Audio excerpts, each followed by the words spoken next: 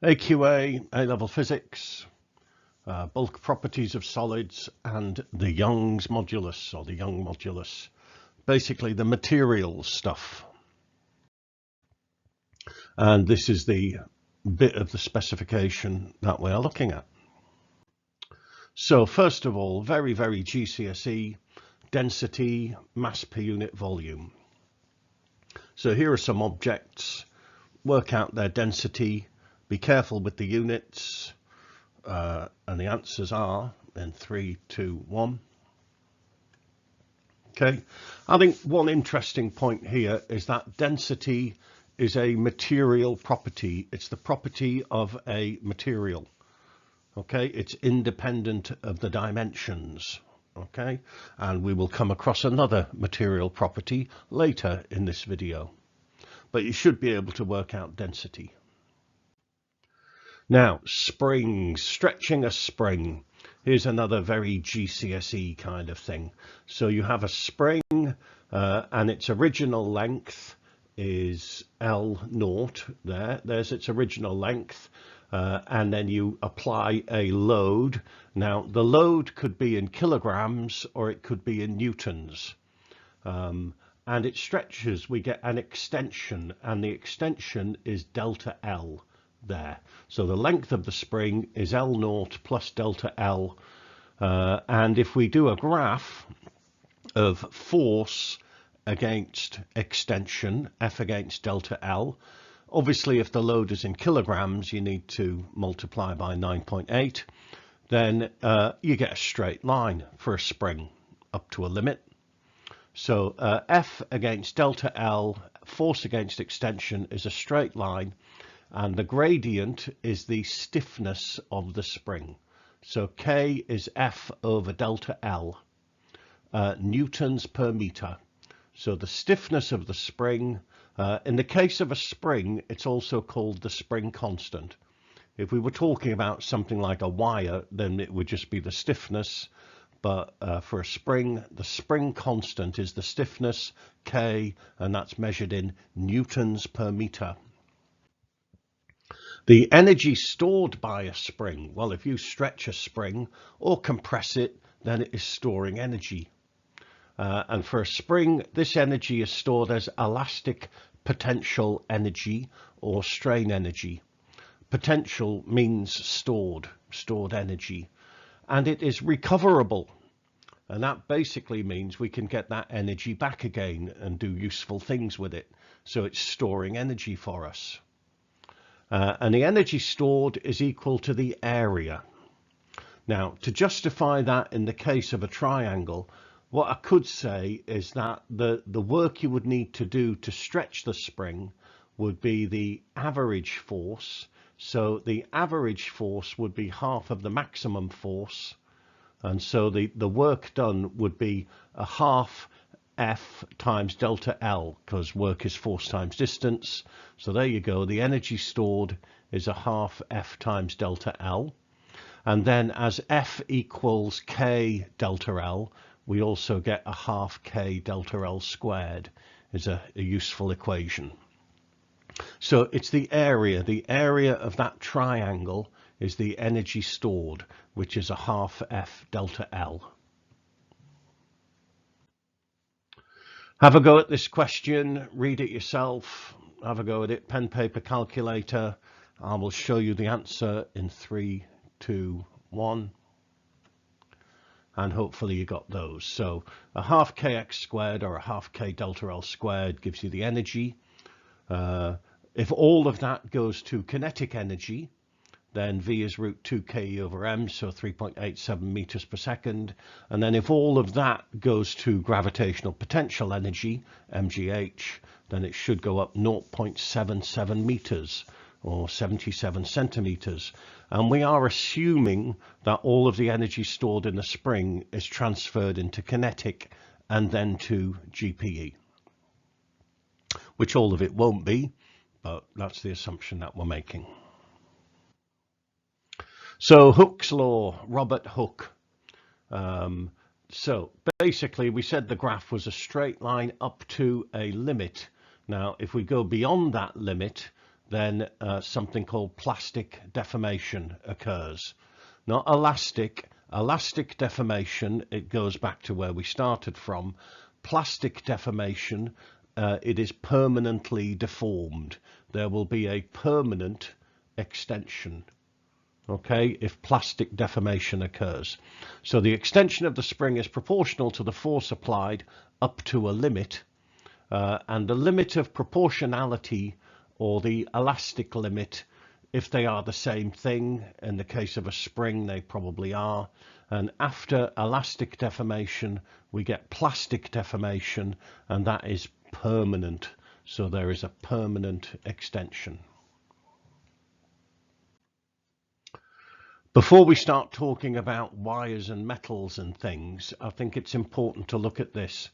If a single spring has a stiffness K, so one spring on its own, its stiffness is K, what will be the stiffness of two springs in parallel, three springs in parallel, two springs in series, three springs in series? I'd like you to have a think and write down some answers, and I will tell you in 3, 2, 1. So first of all, springs in parallel. Now, they will be stiffer than a spring on its own. Why? Because the force will be shared between them. If we had like 10 newtons there, then each of these will get 5 newtons. So each of these will extend half as much. Okay? And then here, the force will be divided by 3. So that won't stretch very much at all. In fact, if that stiffness is K, that stiffness will be 2K, and this stiffness will be 3K. So the more springs we put in parallel, the stiffer it will be. When we put springs in series, the tension is the same. If I put 10 newtons on one spring, then that would be the same. Each spring would be under a tension of 10 newtons, and here as well. So each spring would extend by the same amount as one spring on its own. So the total extension would be bigger, and that means that it's less stiff. In fact, two springs in series, that would be K over 2, the stiffness, because the extension is double. And then three springs in series, the stiffness rather, would be K over 3, because the extension would be 3 times as much. And I think it's important to understand those before I go on to the next slide, which is, what does the stiffness of a metal wire, a piece of wire, depend on? What does the stiffness of this wire depend on? Well, it depends on its cross-sectional area, its length, and the material that it's made out of. Now, why? Well, the cross-sectional area, now it doesn't matter if it isn't circular, but we're talking about this area here. Yes, this area here, that's called the cross-sectional area. Now, the applied force will be more spread out if that area is bigger. In a way, that's a bit like putting the springs in parallel. Okay, so the force is spread out. It's like pressure. So the force per unit area will be smaller if the diameter, or if the cross-sectional area is bigger. So a thicker wire, one with a bigger area, will be stiffer. Now, the length of the wire, if the wire is longer, then it will stretch more, because that's like putting springs in series.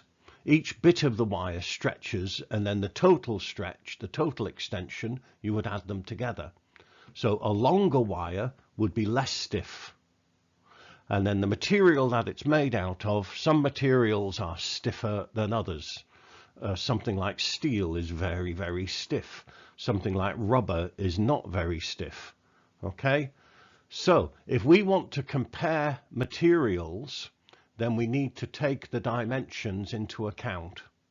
Okay? We need some quantity to express a number that we give to stiffness that takes into account the area and takes into account the length of these specimens. So what we do is we have some new quantities. We have stress and strain. So stress, we use the Greek letter sigma, okay, and sigma is F over A. It's the force per unit area, so that takes into account the area. It's measured in newtons per meter squared or Pascal, the same as pressure, because pressure is force per unit area. So stress, we apply a stress to the material. Then we talk about the strain that this stress produces. And the strain is little e, and it's the extension divided by the original length. So it's the extension per meter, if you like. Strain doesn't have any units because it's meters per meter. And you can express it as a percentage. So if the strain is 0.2, then that's 20%. So if you're given it as a percentage, then don't forget to divide by 100. Okay, so instead of force, we talk about the stress, and instead of extension, we talk about the strain, and instead of K equals force over extension, we have another quantity, a new quantity, which is big E, and that's called Young's modulus, or the Young modulus. And where stiffness, K, is F over X, Young's modulus is stress over strain. And it's the property of a material. So now we can compare different materials. You can look up the Young's modulus of something in a data book. Okay, it is independent of the dimensions. In a way, it's a little bit like you talk about the mass of a certain amount of water. You talk about the density of water, because density is independent of dimensions. It's a material property. Okay, you might remember resistivity. Resistance is the property of a wire. Resistivity is the property of a material. And this is a material property. It's the stiffness of a material, the Young's modulus. Have a go at this then. Okay, using those equations. Pause the video, pen, paper, calculator. I will show you the answer in 3, 2, 1, and hopefully you got those.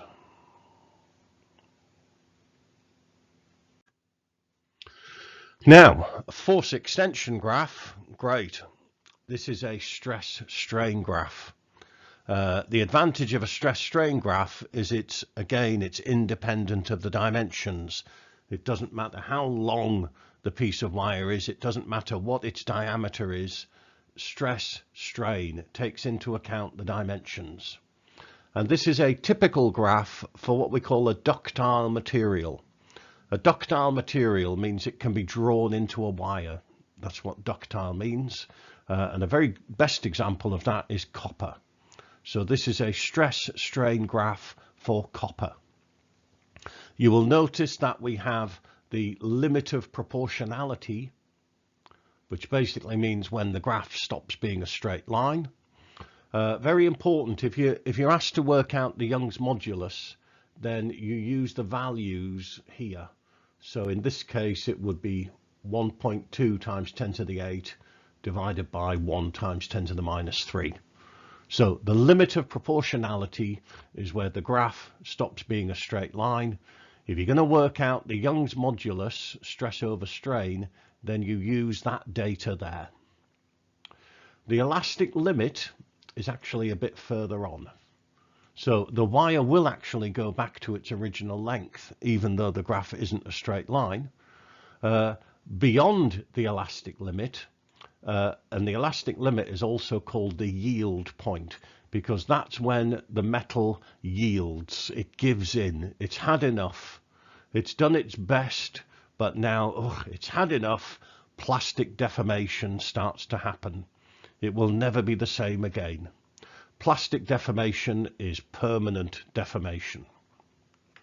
And then the last point is the breaking point, where it snaps. So that's the breaking point there.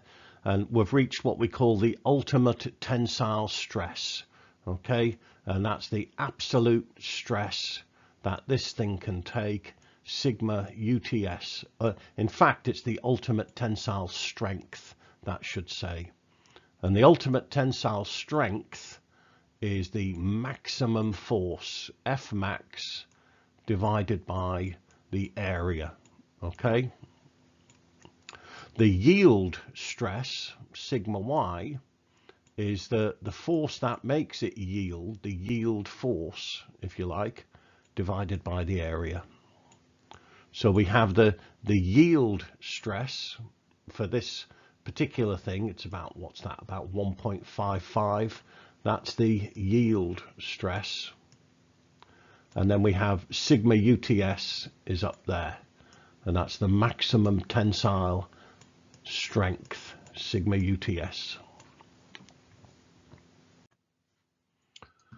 Have a go at these.